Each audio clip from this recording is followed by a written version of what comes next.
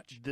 What you're saying here, although it's backed by the literature, it's obvious you have an expertise in this area, that this is labeled as transphobic. Yeah, this is a transphobic Well, it's even conversation. worse than that, because the data, and this was known, let's say 10 years ago before this all became an issue. Ken Zucker in Toronto, he was the world's leading authority on transgenderism. He divided it into two parts. There's the autogynephilic types. Those are the guys who get sexual kicks from dressing up in women's clothing and then go do drag queen story hour. Say, well, we're just, pristine and pure. It's like, no, you're not. You're getting a sexual kick from dressing up in women's clothing. And let's not bloody well forget it. And you can't even say that now, but every clinician worth his salt knew that for decades. And then there's another subpopulation, and those are usually gender non-conforming kids.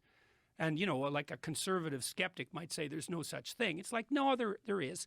So your typical gender non-conforming kid would be, this would be the perfect target for this, would be feminine boy or a masculine girl who's high in trait openness, so has kind of a mutable identity, who's also high in neuroticism.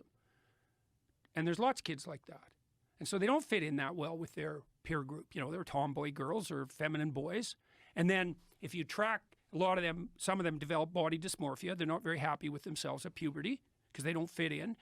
But Zucker showed very clearly, he ran the transgender treatment clinic at CAMH in Toronto for decades, and he was one of the world's leading authorities in terms of publication. I think he was the editor of the lead journal for years. They just took him out in Canada, fired him and disgraced him, and he battled on the lawsuit front for like 10 years and was eventually vindicated, but he didn't have a political bone in his body. He was a clinician through and through, He wasn't playing political games, documenting autogynephilia.